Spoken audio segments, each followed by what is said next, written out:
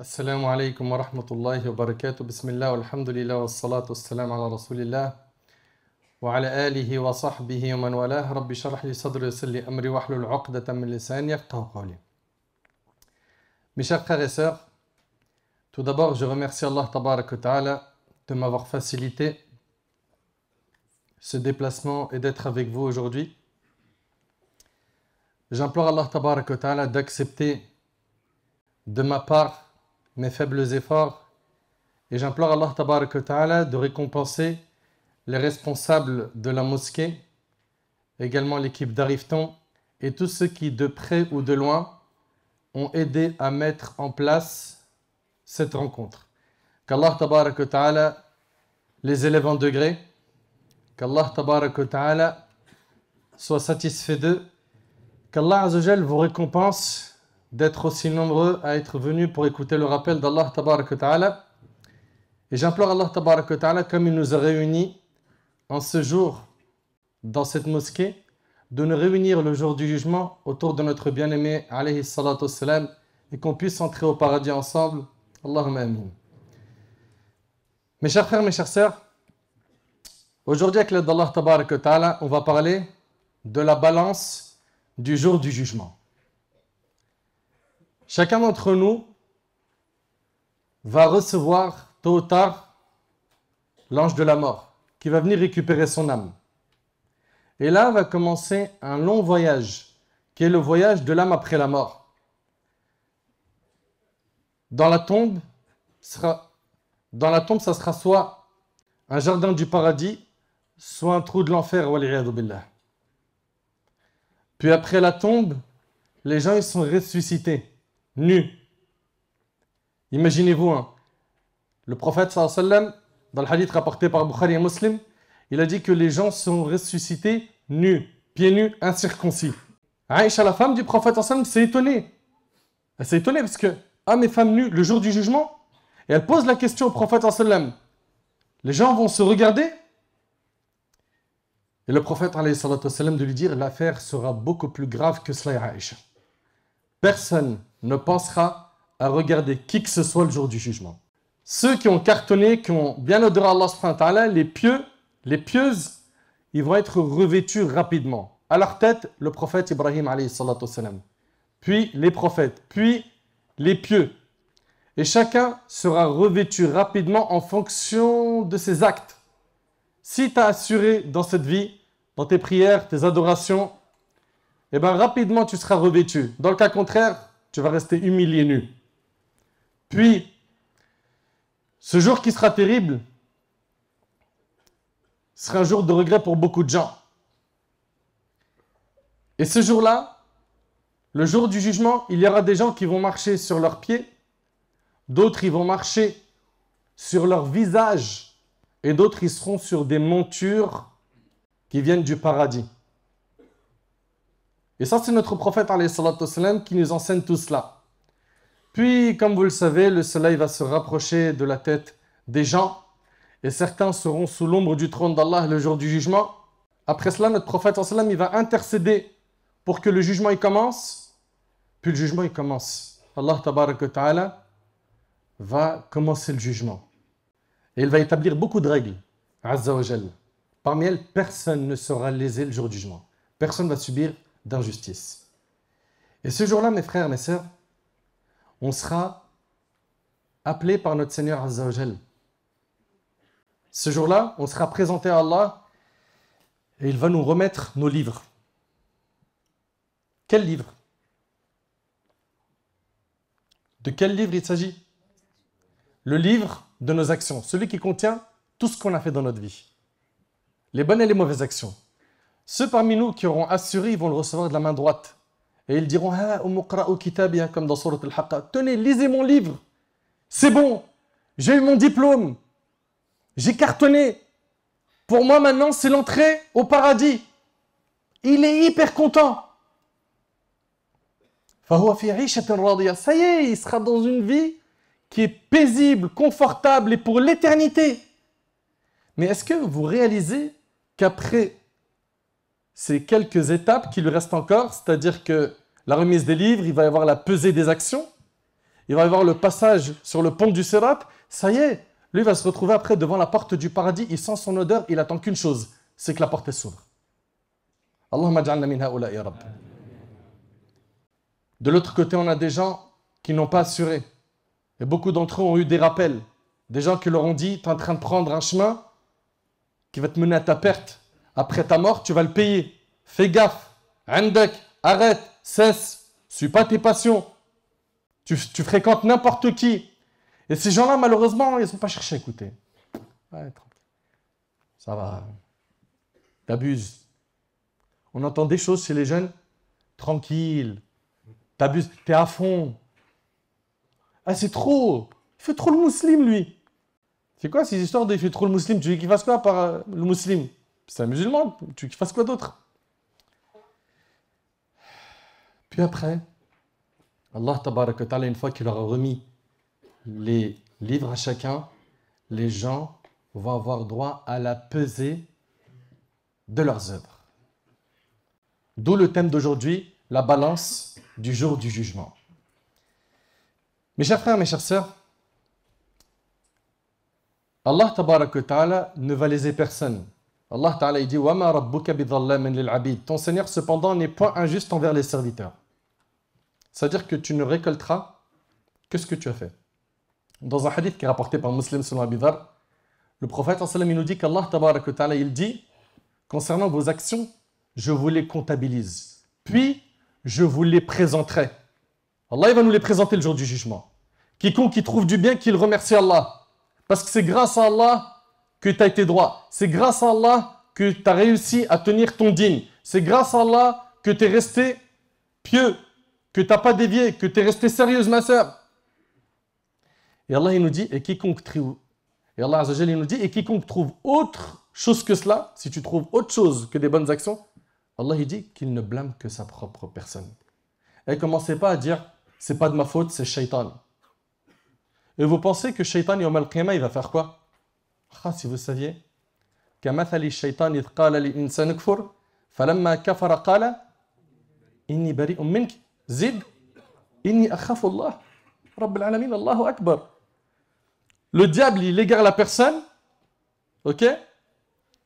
Il essaye de l'amener vers le kufr, et quand il mécroit, il lui dit, je me désavoue de toi. Moi, j'ai peur d'Allah.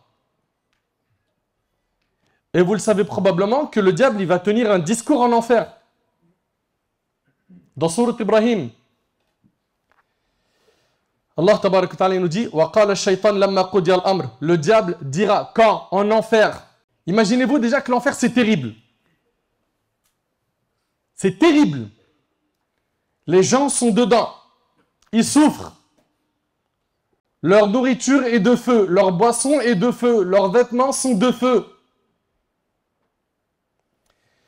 Et le diable, il fait un discours. Il leur dit quoi? En enfer. Il leur dit Inna Allah wa'adakum wa'ada al-haq wa wa'adtukum fa akhlaftukum. Wa ma kana li alaykum min sultan. Allahu Akbar. Allah mahfadna wasturna ya Rabb. Il va dire Allah vous a fait une promesse de vérité et je vous ai fait une promesse que je n'ai pas tenue et je n'avais aucune autorité sur vous. Illa an da'awtakum si ce n'est que je vous ai invité à m'obéir et vous m'avez obéi. فَلَا تَلُومُونِي وَلُومُوا أَنفُسَكُمْ. Ne me faites aucun reproche. Mais est-ce que tu arrives à imaginer que le diable il va se désavouer de ceux qui l'ont suivi? Mais commencez dès maintenant à vous désavouer de lui pendant qu'il est encore temps. Ce que je suis en train de vous dire là, c'est dans le Coran, dans la sourate 14. J'invente rien. C'est quelque chose que certains, ya Arab qu'on n'en fasse pas partie, certains vont voir et entendre cela. Il veut leur dire, moi j'y suis pour rien. Ne me faites aucun reproche, mais faites-en vous-même. Donc à un moment donné, il faut qu'on se pose 1000 questions. Quel train de vie j'ai adopté jusqu'à maintenant? À quoi ressemble ma vie? Est-ce que c'est une vie de musulman? De quelqu'un qui fait le nécessaire pour satisfaire Allah? Ou on est plongé dans l'égarement? Wal'iyadu billah. Pourquoi? Parce que certains nous ont attrapés parmi nos fréquentations sur le net, ou dans le quartier, ou à l'école, ou autre, et ils nous ont embelli le haram. Et ce travail-là, c'est le travail du diable, d'embellir le haram, et d'enlaidir le halal. D'ailleurs, subhanallah, ils peuvent sortir ensemble pendant 10 ans. Et c'est des lovers, t'as mal à la tête. 10 ans, il lui dit des trucs qu'aucun film romantique n'a dit. Si je pouvais te ramener les étoiles de la lune sur un plateau en or, ça y est, monsieur est devenu poète. Et dès qu'il se marie, ces mêmes personnes-là, qui ont tenu 10 ans dans le haram, un mois, ça craque. Il vient de voir, il dit, Allah frère, on a essayé, ça ne marche pas. Parce que vous avez oublié que le diable, il embellit le haram et il enlaidit le halal. Et il nous fait voir que l'herbe est plus verte ailleurs. Ouais, mais tu t'es trompé, il ne fallait pas prendre cette sœur. Pourquoi tu as pris ce mari? Bon, bien évidemment, des fois, il y a des erreurs. Hein, et puis, après médiation, etc., des fois, ils ne sont pas compatibles, des fois, ça ne marche pas. Allah ghalib, le divorce peut être une solution. Mais souvent, ce qui te fait voir, c'est quoi? Non, tu n'as pas pris la bonne. Donc, mes chers frères, mes chères sœurs, Allah yahfadkoum, s'il vous plaît. Comprenez une chose. C'est que le jour du jugement, Allah tabaraka wa ta'ala, après la remise des livres, il va peser nos actions. Mais pourquoi d'ailleurs les actions seront pesées? L'imam al-Qurtubi, rahimahullah, il a dit, écoutez attentivement s'il vous plaît, quand on aura fini de dresser les comptes, on pèsera les actes car la pesée est destinée à la rétribution. Il est donc nécessaire qu'elle se passe après le compte. Car, écoutez attentivement, le compte sert à l'estimation des œuvres. Ok, quand on te remet les livres, quand on va te remettre le livre, c'est pour une estimation des œuvres. C'est bon, tu vas aller au paradis. Mais quel degré du paradis? Mais là, il y a la balance pour ça. Il va aller en enfer. Quel fond? Parce qu'on parle de degrés concernant le paradis et on parle de fond en enfer. Dites pas les degrés de l'enfer. D'accord? Les termes à utiliser, c'est les fonds de l'enfer. Car le compte sert à l'estimation des œuvres et la pesée sert à faire apparaître la quantité des œuvres du serviteur afin que la rétribution se fasse en fonction de ce compte. Et maintenant, j'ai 3 questions et on va tourner, Inch'Allah, dans cette conférence autour de ces 3 questions. Qu'est-ce que la balance? 2. Qu'est-ce qui sera pesé dans celle-ci? Et 3. Quels sont les actes qui peuvent alourdir la balance, le plateau des bonnes actions? Mes chers frères, mes chères sœurs, nous, en tant que croyants, en tant que musulmans, on croit au monde de l'invisible. Ok, Allah tabaraka wa ta'ala, dans Surat al-Baqarah, dès le début, il nous décrit les pieux en nous disant « Alladhina yu'minuna bil ghaib » c'est ceux qui croient au monde de l'invisible. Nous, on croit en Allah. N'est-ce pas? Ça fait partie du ghaib, n'est-ce pas? On croit aux anges. On croit à ce qui nous a été rapporté dans le Coran, dans la Sunna, concernant tout ce qui est ghaibi, tout ce qui fait partie du monde invisible. Que ce soit ce qui va se passer après la mort, les signes de la fin des temps, etc., etc., etc. Et concernant cette balance, Ibn Hajar, rahimahullah, il a dit, Abu Ishaq az-Zajjaj a dit que les gens de la Sunna et du consensus sont unanimes sur la foi en la balance, sur le fait que les œuvres des serviteurs, ils seront pesés le jour du jugement. Et que la balance comporte, écoutez bien, une aiguille et 2 plateaux. Vous suivez? Une aiguille et 2 plateaux qui pencheront d'un côté ou de l'autre selon les œuvres. Très bien. Ibn Qudama, rahimahullah, il a dit dans Lum'at al-I'tiqad, la balance est dotée de 2 plateaux et d'une aiguille. Ibn Taymiyyah, rahimahullah, a dit, les balances seront dressées et on y pèsera les œuvres des hommes. Et concernant cette balance, elle ressemble à quoi exactement? Ben, sa réalité concrète n'est connue que par Allah tabaraka wa ta'ala.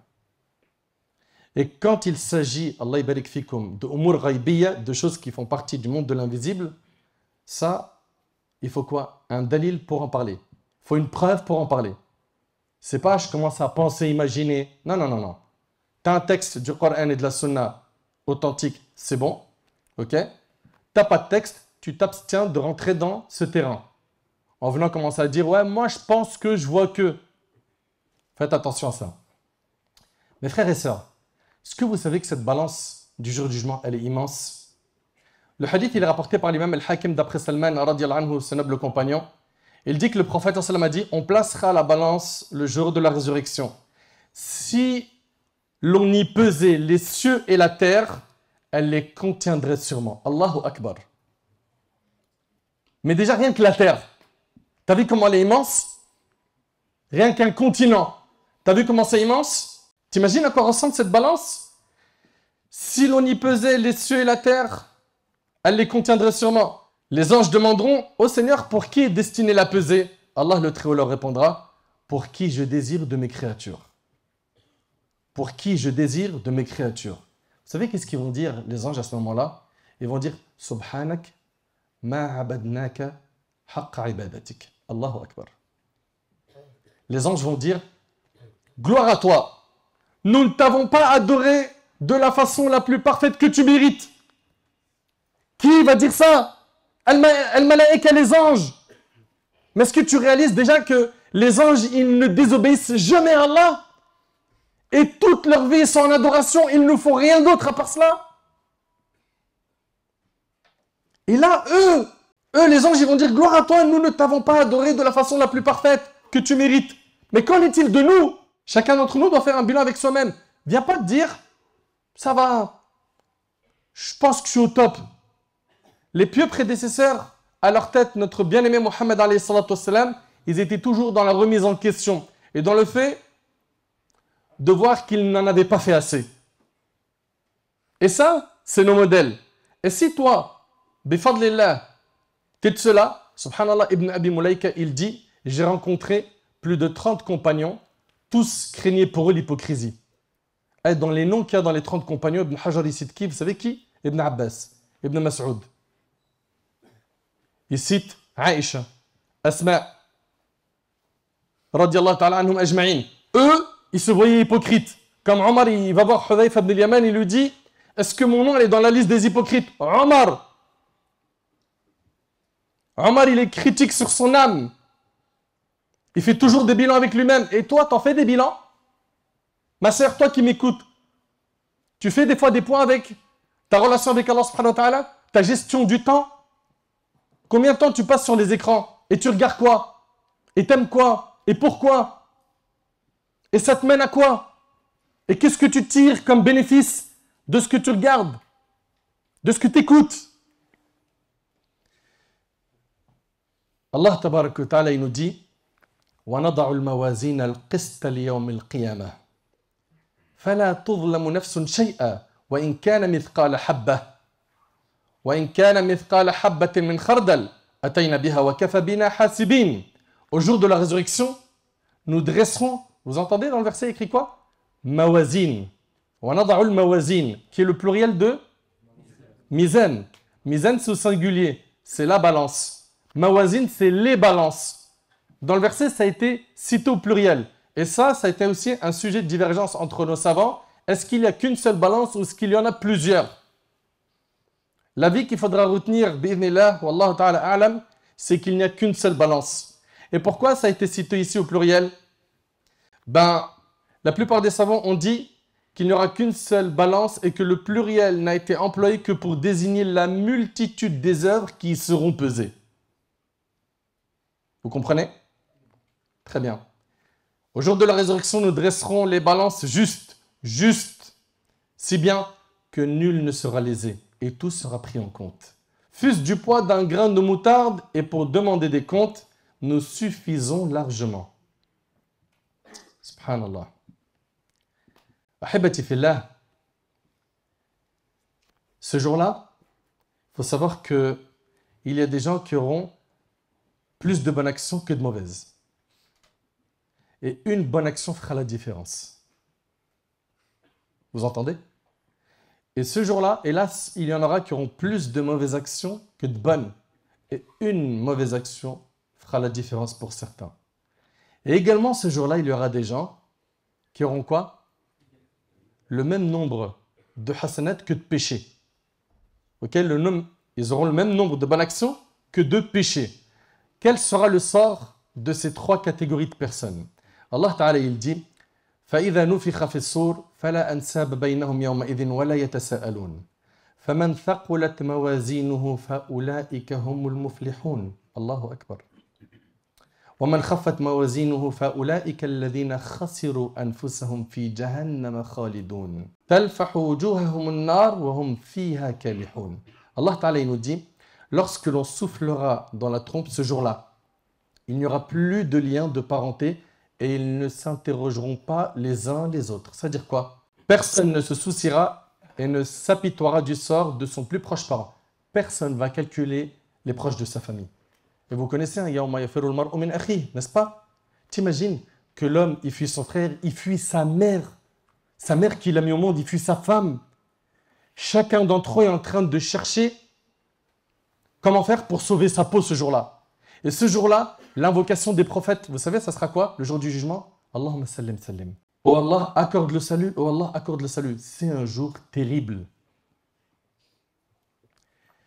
Allah Ta'ala, il nous dit, dans la suite des versets, ceux dont les bonnes œuvres pèseront lourd seront les bienheureux. Et franchement, on n'aimerait pas être de ceux-là, ceux qui auront plein de bonnes actions. Mais pour cela, tu es d'accord avec moi qu'il y a des choses, des exercices à faire pour le nafs qui sont durs. Se lever pour le fajr, c'est pas facile. C'est vrai ou c'est pas vrai? Apprendre le Coran, c'est dur pour l'âme. C'est plus dur que regarder une série Netflix. Mais c'est vrai ou pas?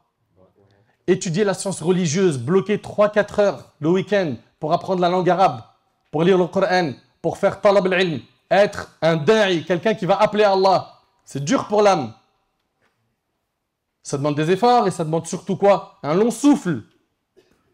Parce que ce n'est pas du jour au lendemain que tu vas apprendre la science. Tu vas sacrifier des nuits. Tu vas, pendant que certains vont aller jouer au foot, sortir, manger, etc., toi, tu seras en train d'apprendre, réviser. Et ça ne veut pas dire par là que tu n'as pas le droit de te divertir, de t'amuser, de jouer au foot. Non, c'est permis, mais dans un cadre religieux carré. Mais ce que je veux dire par là, c'est quoi? C'est qu'il y en a, Allahumma barik, qui ont tout de suite compris qu'ils doivent avoir un rôle. Et qui, bi'idnillahi tabaraka wa ta'ala, laisseront une empreinte positive avant de quitter ce bas monde. Est-ce qu'on en fera partie?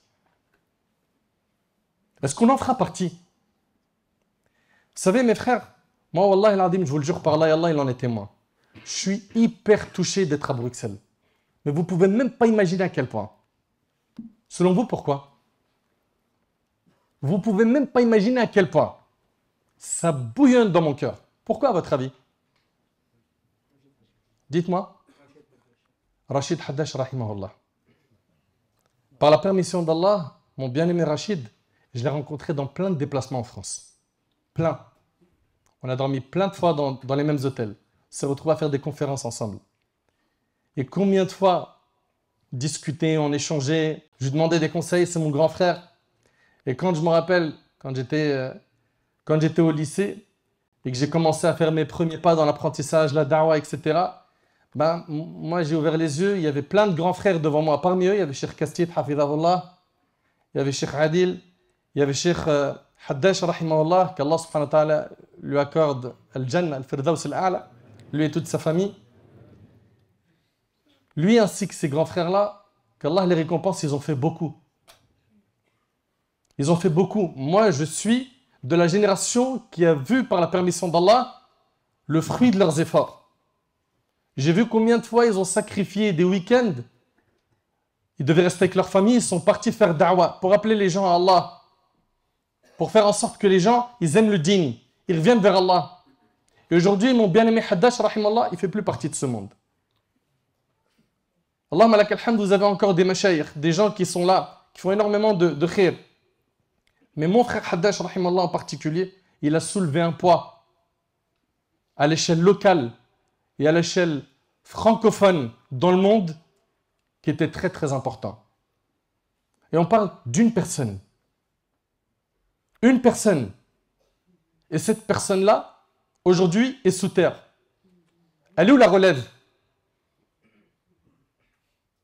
Elle est où la relève? La jeunesse. Justement, la jeunesse. Elle est où notre jeunesse qui s'investit, qui sacrifie du temps pour apprendre le din? Qui, pendant que les gens sont dans des futilités ou des péchés, eux, ils sont là, ils apprennent, ils sont sérieux et ils ont un hadaf, un objectif. C'est quoi? C'est da'wa ilallah. Ils sont où?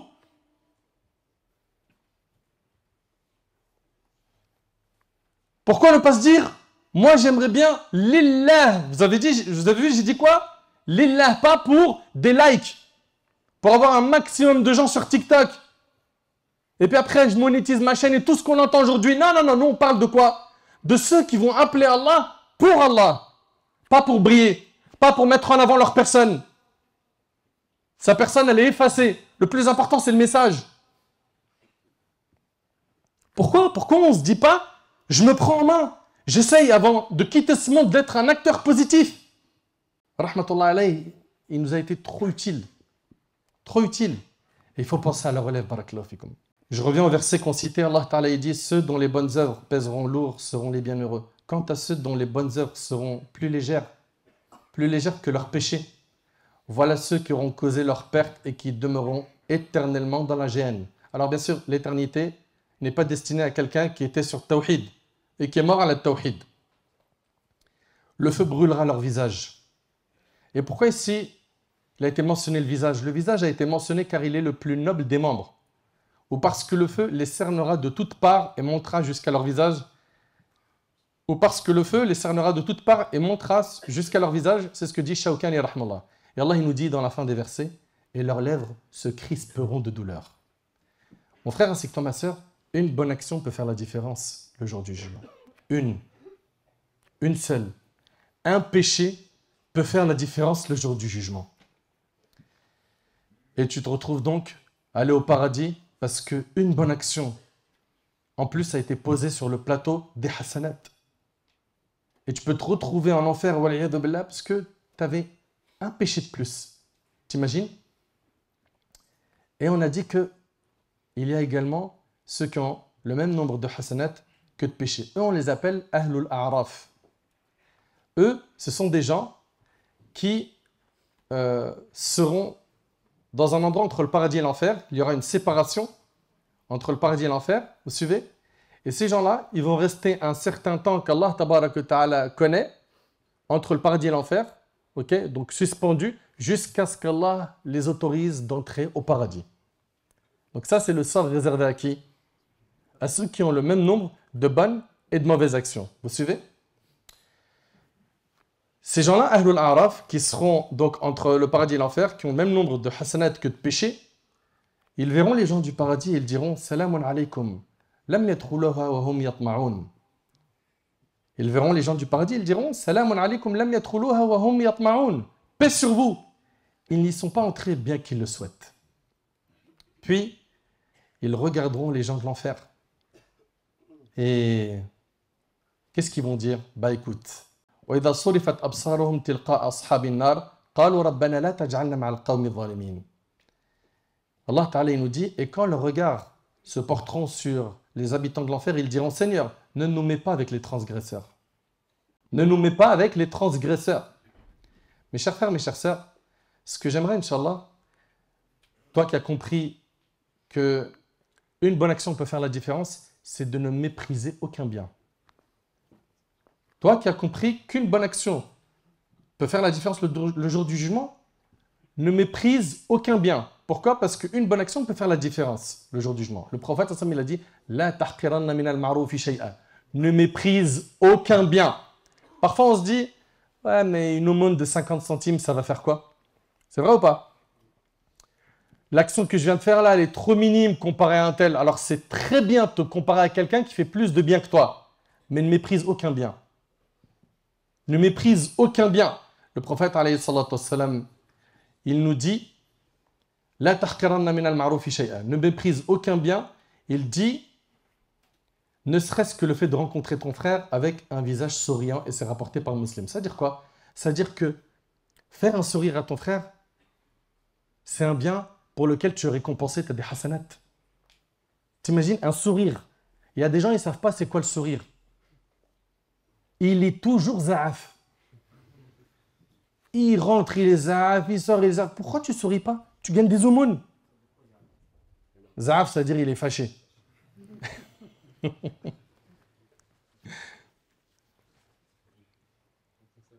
Qu'est-ce qu'il y a? Les dents, c'est pas une aura.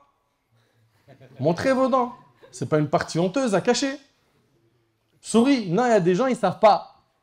Et puis il est toujours là... annoncer des mauvaises nouvelles, grincheux. Mais c'est pas ça le comportement du prophète sallam. Le prophète sallam, il a dit quoi? Bashiru, wala tunafiru. Annoncer des bonnes nouvelles. Et le prophète sallam, il a été décrit comme étant quelqu'un qui était toujours souriant, alayhi salatu wassalam. Bien évidemment, il lui arrivait de se mettre en colère. Mais il était tout le temps souriant, alayhi salatu wassalam. Pourquoi on n'est pas de cela? Pourquoi on n'est pas positif? Surtout que ce sourire, il te fait alourdir tes hasanats, t'imagines? Et de l'autre côté, une action, une parole peut faire en sorte que tu te retrouves en enfer. Waliyadu billah. Regardez ce hadith qui est rapporté par Bukhari Muslim et méditez-le s'il vous plaît. Le prophète alayhi salatu wassalam, il a dit: le serviteur peut certes sans y prêter attention prononcer une parole lui valant la satisfaction d'Allah.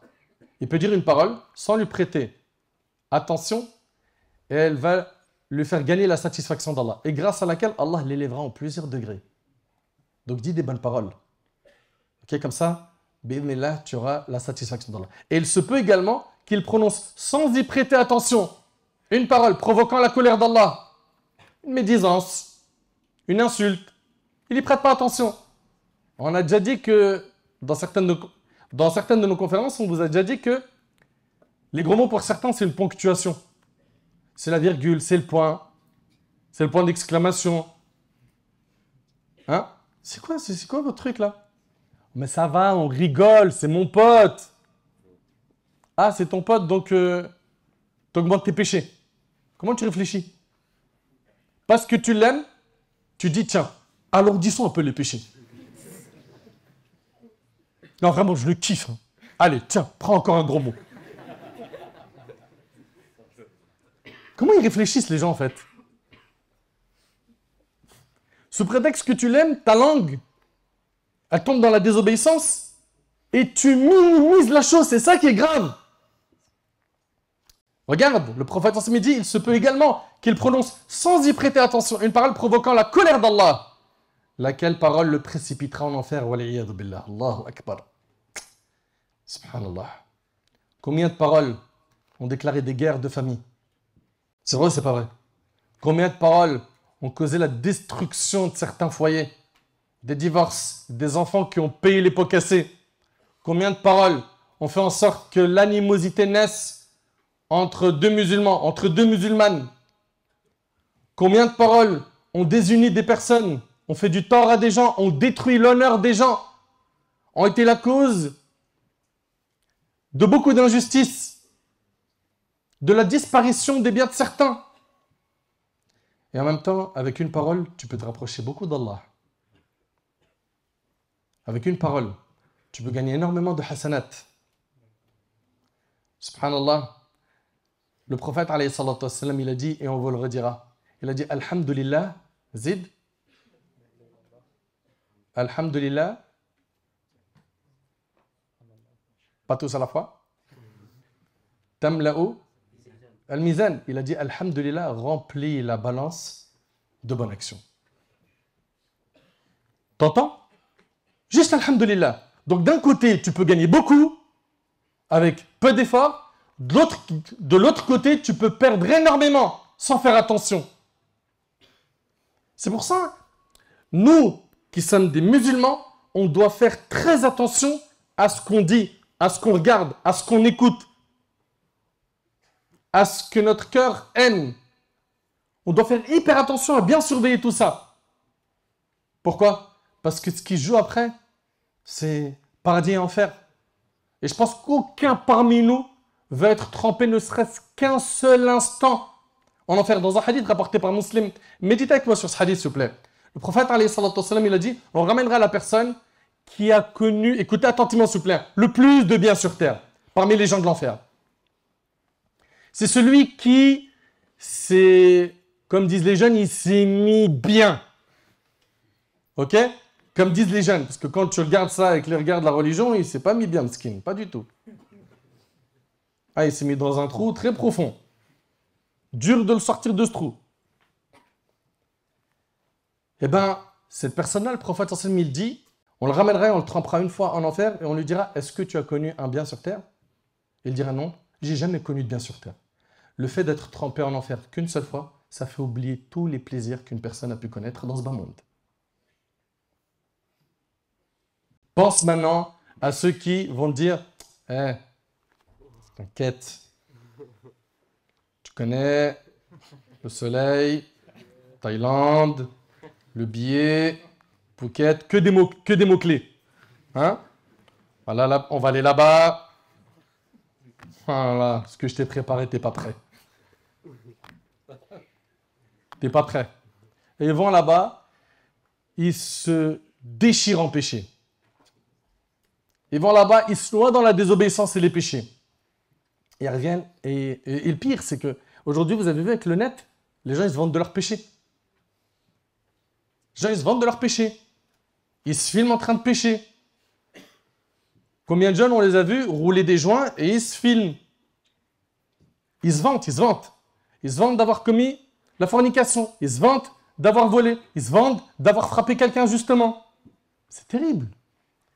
Donc, ahibati fillah, faites très attention parce que le diable, il ne va pas vous laisser tranquille. Tant que vous êtes vivant, il va tout faire. Pourquoi? Pour vous grignoter, pour vous cuisiner à petit feu. Il va te donner une idée aujourd'hui, même si tu la réalises dans 5 ans, ça lui va. Dans 10 ans, ça lui va également. Il est patient. Donc vous, ne suivez pas les pas du diable. Dès le départ, il faut que vous soyez dans une forteresse qui vous protège du diable. Cette forteresse, c'est la bonne fréquentation. C'est le dua, c'est le dhikr, c'est le fait d'invoquer Allah le matin et le soir. C'est d'écouter vos parents et d'avoir leur bénédiction pour qu'ils vous fassent des duas en votre faveur et pas des duas contre vous. Combien sont ceux qui ont fait craquer leurs parents, qui les ont amenés au parloir, des mères qui pleurent. Pourquoi? Parce que tu as été bête, stupide. Tu as suivi des mauvaises personnes, tu leur as pris, tu as pris ton cerveau, tu leur as confié, et maintenant tu regrettes. Tu as détruit ta mère, tu as détruit ton père. Mais tout se corrige. Comme tu l'as fait pleurer, fais-la rire. Comme tu l'as fait souffrir, fais rentrer la joie dans son cœur. Comme tu as été mauvais, sois bon envers elle. Et profite d'eux tant qu'ils sont vivants, qu'ils te fassent dua. Ahibati fillah, méditez avec moi s'il vous plaît, Allah barik fikoum sur ce hadith. Bukhari Muslim y rapporte, cependant qu'un chien tournait autour d'un puits, mourant de soif. Voilà que l'a vu qui?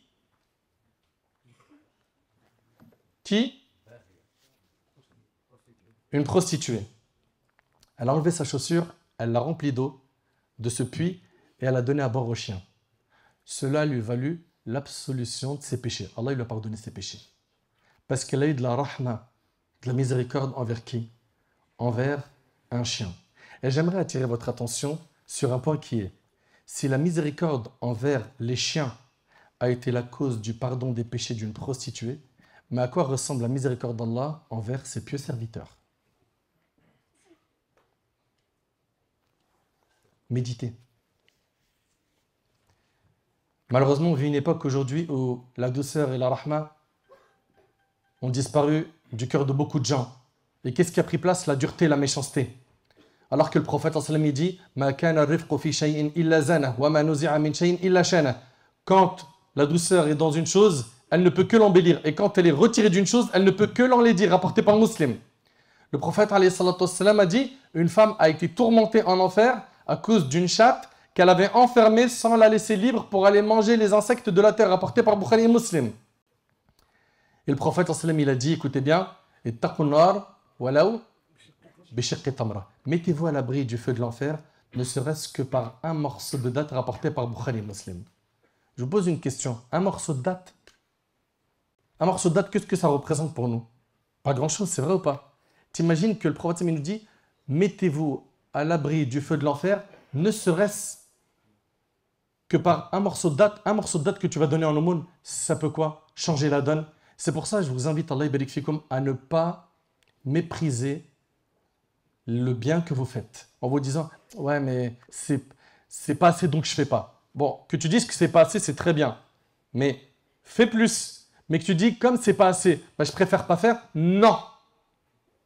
Non. Fais. Fais œuvre. Fais le bien.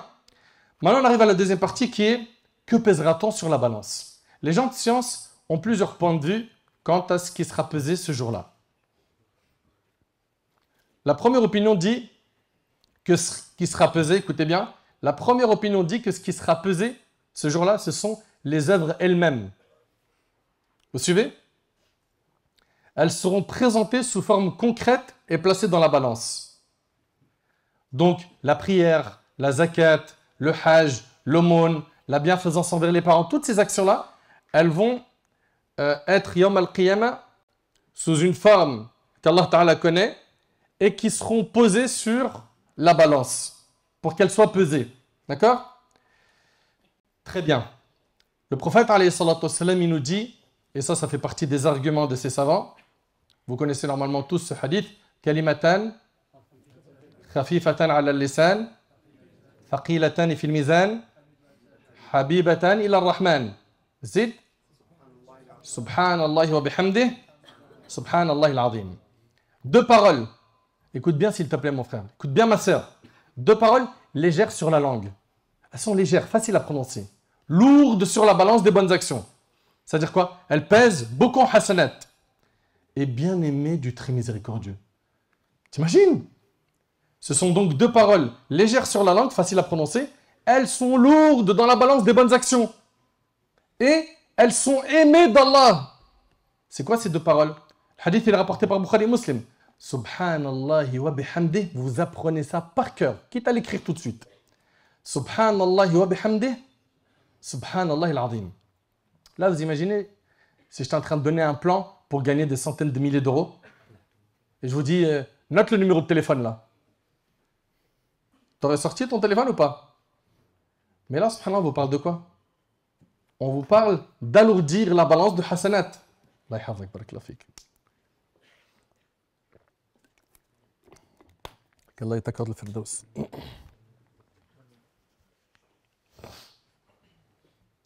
Là, on vous parle d'alourdir la balance de hasanat. C'est pour ça que je veux que tout le monde apprenne ça. Subhanallah wa bihamdih. Subhanallah al-azim. C'est difficile? Ok. Tu es capable, dans ton temps libre, de te rappeler de ces paroles? Subhanallah wa bihamdih. Subhanallah al-azim. Et tu le dis. Subhanallah wa bihamdih. Subhanallah al-azim. Subhanallah wa bihamdih. Subhanallah al-azim. T'imagines? Tu es en train d'alourdir tes hasanat. Parmi les preuves de ces savants qui ont dit que les actions vont être pesées, il y a aussi ce hadith-là. Parmi les preuves qui montrent que les actions vont être pesées, donc ça c'est le premier avis, ce hadith que vous connaissez, le hadith d'Abi Darda, qui est rapporté par Ahmed Abu Daoud et d'autres, rien ne pèse plus lourd dans la balance du croyant le jour du jugement que sa bonne moralité, son bon comportement et son bon caractère. Allahu Akbar. La chose la plus lourde dans la balance du croyant, en termes de hasanat, c'est quoi? C'est le bon comportement. Qui nous informe de cela? Notre bien-aimé alayhi salatu wassalam. Aussi, le prophète alayhi salatu wassalam, il nous a enseigné, et ça fait partie des preuves qui prouvent quoi? Que ce qui sera pesé, c'est les œuvres, que celui qui a appris le Coran, Allahumma ja'alna min haoula ya Rabb, qu'Allah nous facilite d'apprendre le Coran, dites Amin. Celui qui a appris le Coran, eh ben, qu'il sache que le Coran va venir intercéder pour lui le jour du jugement. Il va venir intercéder pour lui le jour du jugement. Et en parlant du Coran, on en est où par rapport à la mise en pratique du Coran, à sa lecture, sa méditation, son apprentissage? On en est où? Malheureusement, il y a beaucoup de gens qui l'ont délaissé. Ils ont délaissé sa lecture, sa méditation, sa mise en pratique et le fait de se soigner par le Coran. Si tu regardes le temps qu'ils passent sur leur smartphone, et vous avez en plus le rapport d'heures dans vos téléphones, regarde combien d'heures tu es resté sur les applications que tu consultes et regarde le nombre d'heures que tu as passé avec le Coran. Pose-toi la question pourquoi? Pourquoi jusqu'à maintenant tu ne comprends pas le message de ton Seigneur Azza wa Jal? Pourquoi? Le prophète alayhi salatu wassalam a dit wa qala ar-rasul ya Rabb inna qawmi ittakhadhu hadha al-Qur'ana mahjura. Et le messager a dit, Seigneur, mon peuple a vraiment pris ce Coran pour une chose délaissée. Subhanallah. Le prophète ici, il se plaint à Allah que les gens ont délaissé le Coran. Mais jusqu'à quand? Toi qui veux le bonheur, toi qui veux la réussite, toi qui veux le succès le jour du jugement, il faut impérativement que tu renoues avec le livre d'Allah, que tu le lises, tu l'apprennes, que tu le mettes en pratique, que tu en fasses un mode de vie. L'imam Muslim, il rapporte de An-Nawas ibn Sam'an, radiallahu anhu.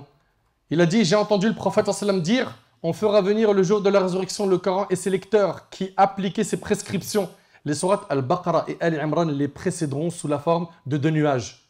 Donc on voit ici que ces bonnes actions vont venir sous une forme qui a été, comme on le voit ici, désignée par notre bien-aimé alayhi salam comme étant des nuages. Ok? Les sourates Al-Baqarah et Al-Imran les précéderont sous la forme de deux nuages ayant entre eux une lumière ou comme deux groupes d'oiseaux en rang, plaidant en faveur de leur lecteur. Donc, elles vont venir pour intercéder ceux qui les mettaient en pratique, qui Al-Baqarah et Al-Imran. Donc, c'est pour ça que ce groupe de savants disent que ce qui sera pesé le jour du jugement, c'est les actions. Et tout ça, ça fait partie de leurs arguments. Très bien. Ahibati fillah. Allah Ta'ala, il ne nous a pas laissé comme ça, sans nous envoyer de prophètes, de livres.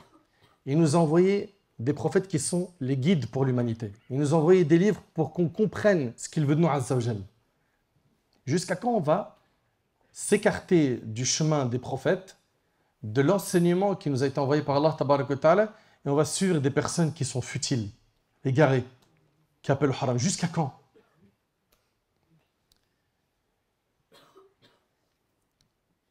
Parmi les arguments de ces savants, que les actions vont être pesées, vous connaissez très bien le hadith de Al-Bara ibn Azib, où la personne, quand elle sera dans sa tombe, elle va être questionnée par qui?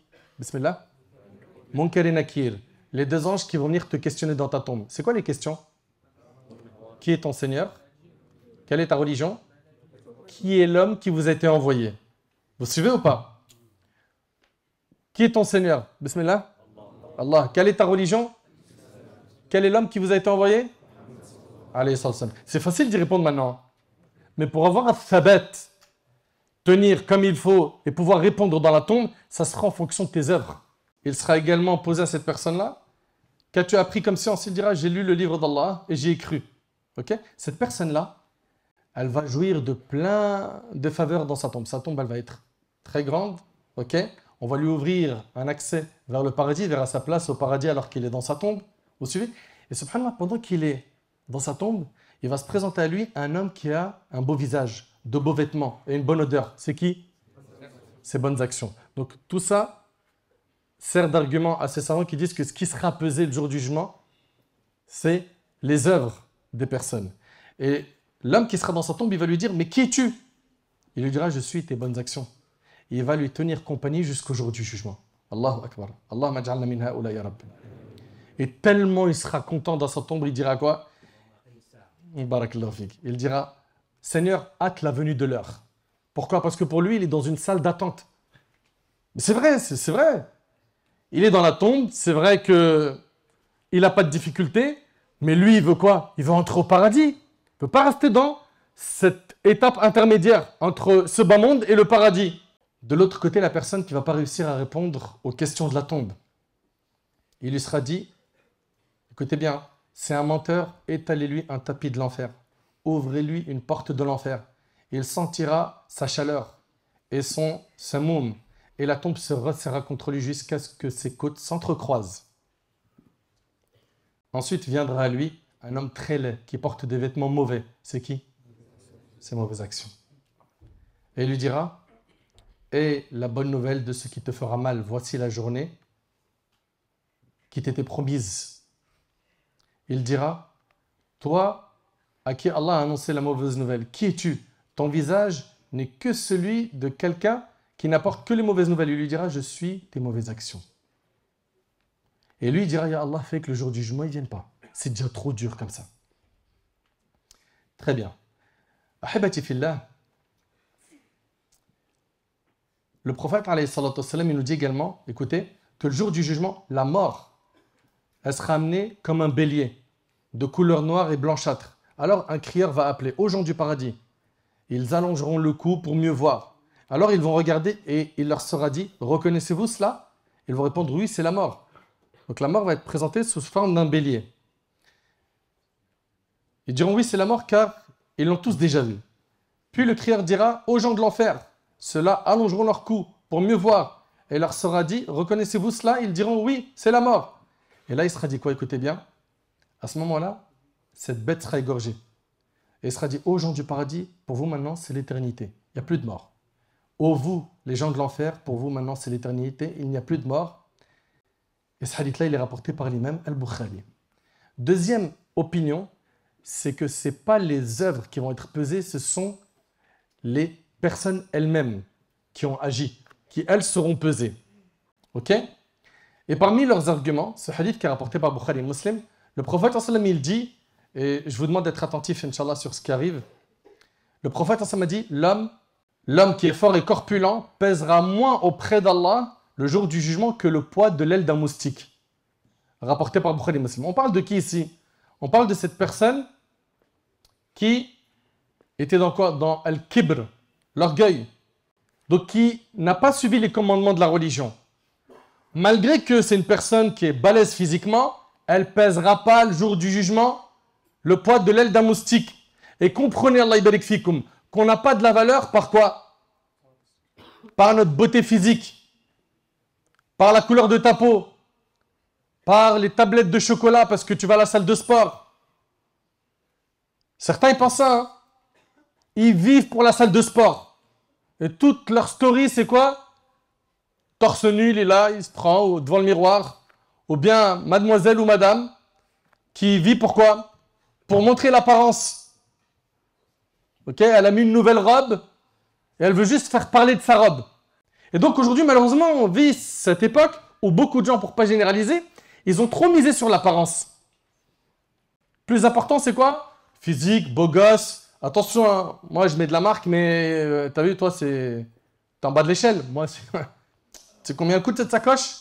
Vous avez déjà entendu parler des gens comme ça, n'est-ce pas? Il y en a qui parlent comme ça. Tu sais combien coûte cette montre?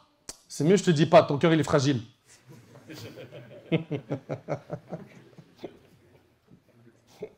Mais si elle vaut 1 milliard d'euros et après on bat, elle va te faire rentrer au paradis? Elle va t'aider à répondre à Munkar et Nakir? Je ne suis pas en train de dire que tu n'as pas le droit de te faire plaisir, mais attention à l'excès et l'orgueil. Attention, ça c'est grave, c'est blâmé dans la religion. Allah Ta'ala dit Innal mubadhirin kanu ikhwan ash-shayatin. C'est-à-dire quoi? Les gaspilleurs sont les frères du diable. Il y en a, ils ont tellement d'argent, ils ne savent plus quoi faire avec. Ils gaspillent. Et ils mettent tout sur l'apparence. Et le cœur, il est détruit. Pourquoi? Il n'y a plus de connexion avec la salat. Il n'y a plus de connexion avec le din. Et leur cœur, malheureusement, il est détruit. Pourquoi? Parce qu'il n'y a plus de connexion avec Allah. Et de l'autre côté, il se peut qu'une personne soit méprisée de beaucoup de gens.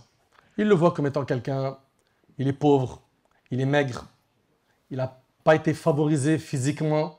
Ok, les gens ne le trouvent pas forcément beau, ou ils ne la trouvent pas forcément belle. Cette personne-là qui va être méprisée et regardée Zama en mode elle ne vaut pas grand-chose, il se peut qu'elle vaut mieux que 1000 personnes qui ont une super belle apparence et qui, machallah, ils ont de l'argent, ils sont au top.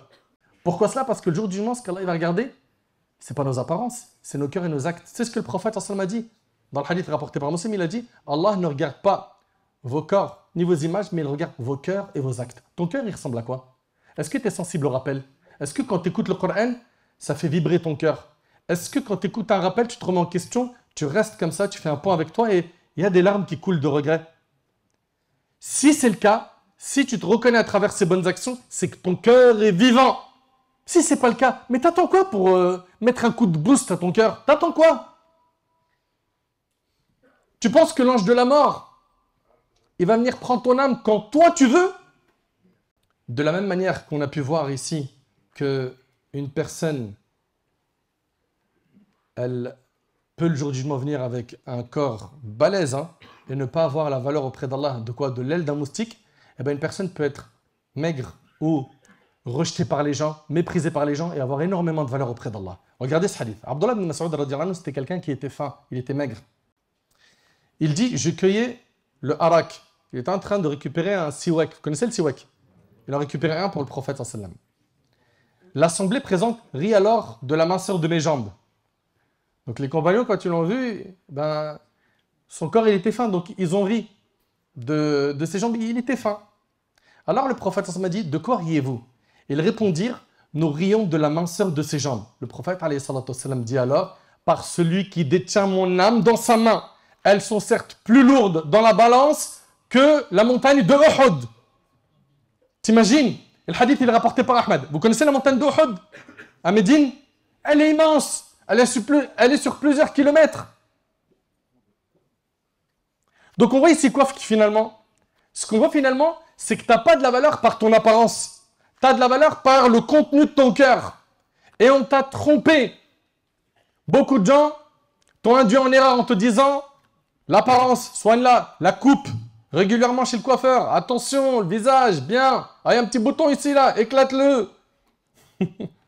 C'est vrai, c'est pas vrai? Que l'apparence. Et cette personne-là, son cœur est KO. Et vous savez, qu'est-ce qui fait en sorte que tu deviens un vrai bonhomme, un vrai croyant, un vrai pieux, une vraie pieuse? C'est ta foi. La foi, elle s'installe où? Dans le cœur. Et quand tu as la foi, tu es solide.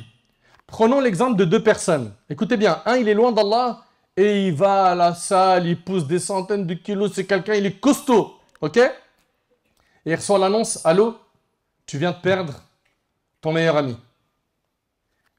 S'il est loin d'Allah, il se peut, j'ai bien dit il se peut, qu'il s'écroule, il perd sa lucidité, il n'arrive plus à tenir. De l'autre côté, il prend quelqu'un qui est hyper fin, maigre, mais il a digne, sa foi elle est solide. Et tu lui annonces la même nouvelle. Tu peux même lui dire, tu as perdu ta mère, ou tu as perdu ton père. C'est normal qu'il pleure. Le prophète lui-même a pleuré à la mort de son fils Ibrahim, et plus d'une fois il a pleuré, alayhi salam. Les compagnons également. On pleure pour un être cher qui nous a quittés. Mais cette personne-là ne dira que ce qu'Allah agrée comme parole et action.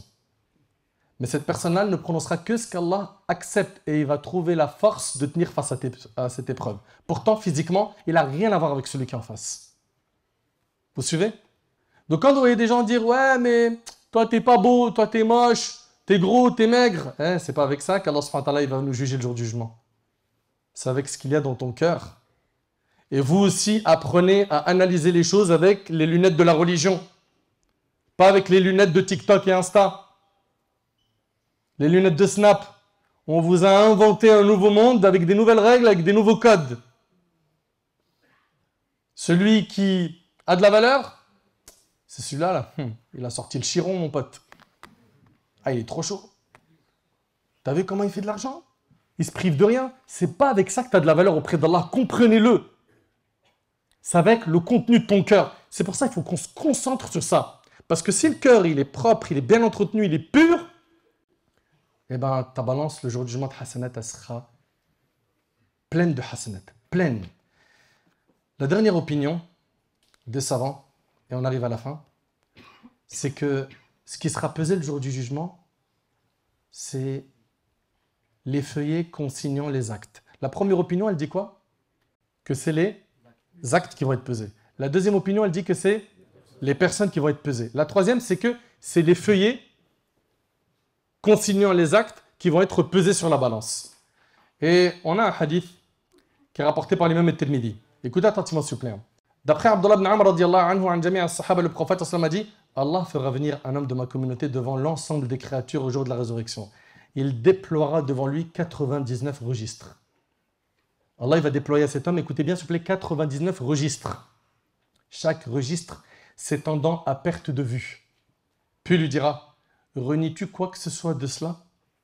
Est-ce que tu renies les actions qui sont écrites dans ces registres? C'est tes actions. Il lui sera dit, mes scribes, gardiens, ont-ils commis une injustice envers toi? Il dira, non Seigneur. Il lui sera dit, as-tu une excuse ou une bonne action? L'homme tombera et dira, non Seigneur, détrompe-toi, tu as auprès de nous une bonne action. Et il ne te sera fait aucune injustice aujourd'hui. Il sortira alors la carte où il est écrit dessus, Ashhadu an la ilaha illallah wa ashhadu anna Muhammadan abduhu wa rasuluh. Allah dira, pesez-la, pesez cette carte où il y a le tawhid, parce qu'il a adoré Allah seul, sans rien l'associer. Pesez cette carte. Et l'homme dira, oh Seigneur, que vaut cette carte face à tous ces registres? Cette carte-là, dans la balance, qu'est-ce qu'elle va pouvoir faire face à ces 99 registres? Allah dira, tu ne subiras aucune injustice. On posera alors les registres sur le plateau de la balance et la carte dans l'autre. Les registres se soulèveront alors et la carte pèsera plus lourd et rien ne pèse plus lourd que le nom d'Allah. Allahu Akbar. Et le hadith il est rapporté par l'imam al-Tirmidhi. Ici, mes chers frères, mes chères sœurs, on y voit le mérite du tawhid, du fait d'adorer Allah tabarak wa ta'ala comme il le faut, seul, sans rien lui associer. Beaucoup de gens minimisent le tawhid en disant « Ouais, tawhid, tawhid, tawhid, c'est quoi tawhid ?» Mais vous êtes sérieux?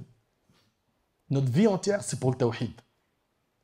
C'est pour adorer Allah tabarak wa ta'ala l'unique, sans rien lui associer. Ahibati fillah, on voit ici quoi?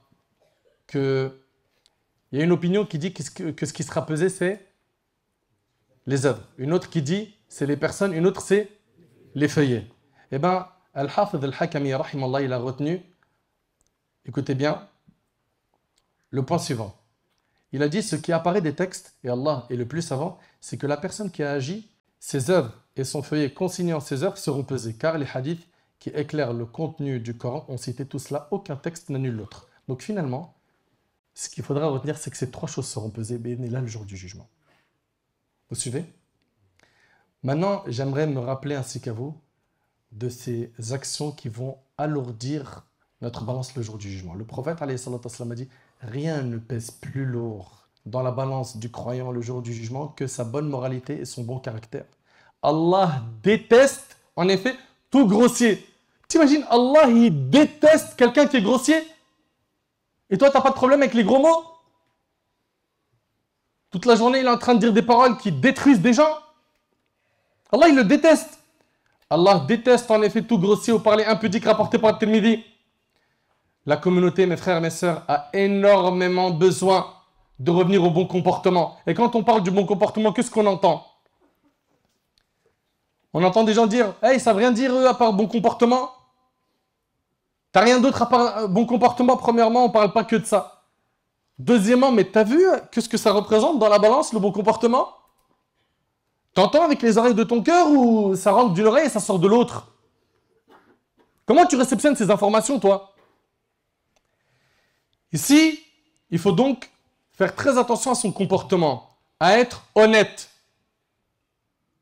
À être honnête, tu mens pas, tu triches pas, tu trahis pas. Tu ne trompes pas celui qui t'a trompé. Tu ne trahis pas celui qui t'a trahi. Également, la douceur. Pourquoi tant de méchanceté, de haine, de colère? De gens qui démarrent en quart de tour. Pourquoi pas plus de miséricorde, de rahma, de douceur? Pourquoi? Pourquoi il n'y a plus de pardon entre nous? On ne se pardonne plus. On se tourne le dos pour la moindre erreur commise par X ou Y personne. Pourquoi? Mais est-ce que tu as oublié que le bon comportement, c'est tout ce packaging? Également, où est passé le maintien des liens de parenté, salatul rahim? Cette valeur qu'il faut continuer à transmettre à nos frères, à nos sœurs, à nos enfants, qu'ils soient bons envers leurs parents, envers leurs grands-parents, les oncles, les tantes, avec les frères et sœurs, les enfants, les neveux. Il faut que tout ce cercle soit préservé. Et même si on t'a fait du mal, écoute bien, et même si on t'a fait du mal, réponds au mal par le bien. Et ça, c'est ce qu'Allah tabarak wa ta'ala nous dit, idfa billati hiya ahsan, repousse le mal par ce qui est meilleur. Elle est où la bienfaisance envers les gens? C'est quoi aujourd'hui être un vrai bonhomme? Un bonhomme à l'époque, il avait plein de valeurs.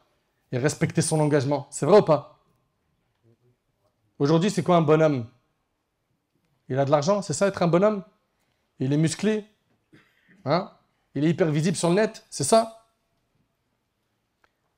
Où sont partis tous ces comportements? La pudeur. Elle est où la pudeur aujourd'hui? Des frères et des sœurs qui font des désobéissances à longueur de journée en se filmant sur le net, qui n'ont plus honte. Il est où le comportement de notre bien-aimé alayhi salatu wassalam dans notre vie de tous les jours? Où est passé le comportement du prophète sallallahu alayhi wa sallam dans notre vie? Pourquoi est-ce qu'on ne le suit pas? Et bien évidemment, tout ce que je suis en train de dire là, وَمَا أُبَرِّئُ نَفْسِي إِنَّ النَّفْسَ لَأَمَّارَةٌ بِالسُّوءِ. Je ne m'innocente cependant pas, car l'âme est très incitatrice au mal. Et une personne pourrait se dire, ouais mais Nader, Allah il barik, lui il est là-haut. Non. J'ai la certitude qu'il y en a qui ne se comptent même pas qu'ils sont mieux que moi dans cette salle et ceux qui vont visionner la vidéo.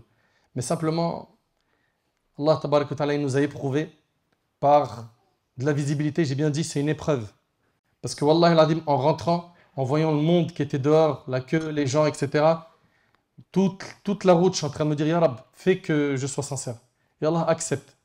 Si Allah il n'accepte pas tout ça, ça va être très compliqué pour moi, Yawm al-Qiyamah. Fait qu'Allah subhanahu wa ta'ala, il accepte de ma part et qu'il m'accorde ainsi qu'à vous la sincérité. Et moi, en fait, je suis à l'image de celui qui a dit وَغَيْرُ تُقَى يَأْمُرُ النَّاسَ بِالتُّقَى طَبِيبٌ يُدَاوِي النَّاسَ وَالطَّبِيبُ عَلِيلُ. Il n'est pas pieux et il leur donne la piété. C'est moi. Ok, je ne suis pas en train de me mettre sur un piédestal et en train de vous regarder de haut. Non, il n'est pas pieux et il leur donne aux gens la piété. Il est semblable à un médecin qui soigne les gens alors que le médecin est malade. Ça, c'est moi. Et j'implore Allah tabaraka wa ta'ala de couvrir mes fautes et de me pardonner mes manquements et d'accepter les faibles efforts que j'ai pu faire jusqu'à maintenant. Ahibati fillah, pour terminer. Notre bien-aimé alayhi salatu wassalam, il a pu, par la grâce d'Allah tabaraka wa ta'ala, avoir énormément d'élèves, énormément de gens qui ont représenté cette magnifique religion par leur bon comportement. Est-ce que nous, on va être des ambassadeurs de l'islam par notre comportement? Est-ce qu'on va faire le nécessaire pour montrer une excellente image de l'islam avec notre comportement? Ou est-ce qu'on sera des losers de ce point de vue-là? Est-ce qu'on va faire attention à notre comportement? Comprenez que le comportement, il a trop d'importance. Le prophète, il a dit, les croyants qui ont la foi la plus complète sont ceux d'entre eux qui jouissent de la meilleure moralité et du plus doux caractère.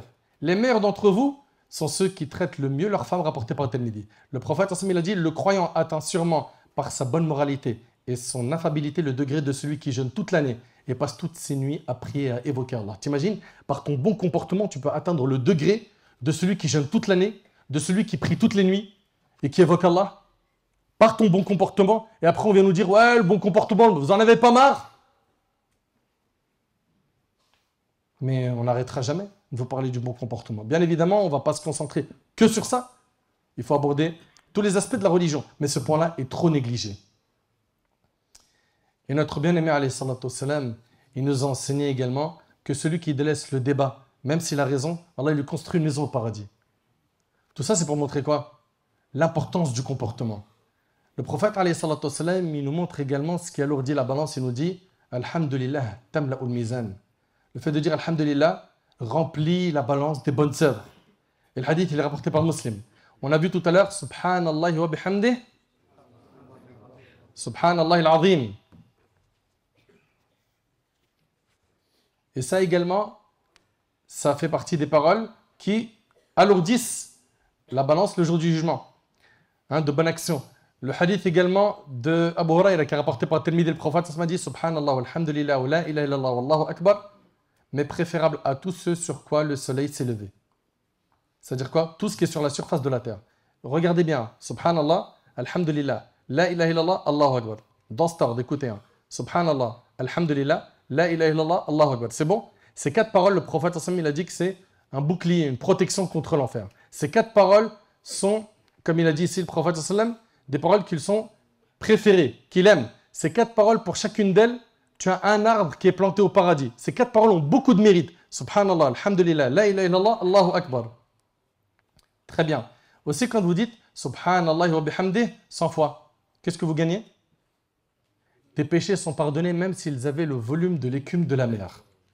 Ahibati fillah, on a entendu beaucoup de choses aujourd'hui. Ok? Et j'en suis arrivé au mot de la fin. Allah, tabarak wa ta'ala, par sa miséricorde, il nous a tout clarifié. Tout. Tout ce qui nous attend après la mort a été décrit avec détail. Par la permission d'Allah, tabarak wa ta'ala, vous avez entendu aujourd'hui ce discours. Et vous en avez entendu, avant moi, un paquet. N'est-ce pas? Et après moi, si Allah il vous donne la vie, vous allez continuer à en entendre. La question que j'ai à me poser ainsi qu'à vous, est-ce qu'on va rester les mêmes après tous ces discours? Est-ce qu'il y en a parmi nous qui vont se dire, allez, à partir d'aujourd'hui, je me prends en main. Moi, j'ai envie que la balance, le jour du jugement de Hassanat, elle soit blindée de Hassanat. Est-ce que tu vas faire partie de cela ou tout ce que tu as entendu aujourd'hui deviendra un argument contre toi le jour du jugement? Moi, j'espère, Inch'Allah, que ce qui a été dit aujourd'hui trouvera une place dans votre cœur. Et j'espère, Ya Rab, qu'Allah, tabarak wa ta'ala, il va tous nous alourdir notre balance de hasanat, notre plateau de bonne action, J'implore Allah tabarak wa ta'ala d'agréer nos efforts. J'implore Allah azza wa jal de nous pardonner. J'implore Allah subhanahu wa ta'ala de nous aider à nous repentir. J'implore Allah tabarak wa ta'ala de couvrir nos fautes. J'implore Allah tabarak wa ta'ala de nous accorder sa satisfaction. J'implore Allah tabarak wa ta'ala de nous accorder une bonne compréhension de sa religion. J'implore Allah subhanahu wa ta'ala de nous guider. J'implore Allah subhanahu wa ta'ala de nous préserver de tous les maux, ici-bas et après la mort. J'implore Allah subhanahu wa ta'ala de faire de nous des modèles dans nos sociétés, de réussite, des modèles dans notre bonne compréhension, dans notre bon comportement, dans notre stabilité. J'implore Allah azza wa jal de faire de nous des gens qui vont écouter et qui vont mettre en pratique. Mes chers frères, mes chères sœurs, l'objectif après une conférence telle que celle-ci, il n'y en a pas 1000. C'est la remise en question et qu'on fasse un point avec nous-mêmes et qu'on corrige le tir et qu'on remercie Allah d'avoir écouté ces paroles et qu'on place l'intention dès maintenant ferme d'être quelqu'un de meilleur. T'inquiète pas, avec l'aide d'Allah, ce qui te semble difficile tout de suite, je parle du chemin de la religion, te sera un délice avec le temps et les efforts, mais commence, fais le premier pas. Fais le premier pas et invoque Allah tout le temps. Dis-lui, Ya Rab, guide-moi, Ya Rab, j'ai besoin de ton aide. Ce que j'ai entendu aujourd'hui, ça a parlé à mon âme, mais j'ai du mal, j'arrive pas. Mon entourage, mes passions, les péchés, je suis trop attiré, aide-moi. Entoure-toi de personnes qui vont t'aider, des bonnes personnes, des pieux, et apprends la religion. Apprends-la, wallahi l'azim. Ça va énormément t'aider. Sallallahu subhanahu wa ta'ala an yanfa'ani bima qultu yanfa'akum bima sami'tum. Salu azza wa jal an yataqabbala minni wa minkum salih al-a'mal. أقول ما تسمعون وأستغفر الله لي ولكم فاستغفروه سبحانك اللهم بحمدك أشهد أن لا إله إلا أنت أستغفرك وأتوب إليك وآخر دعوانا أن الحمد لله رب العالمين.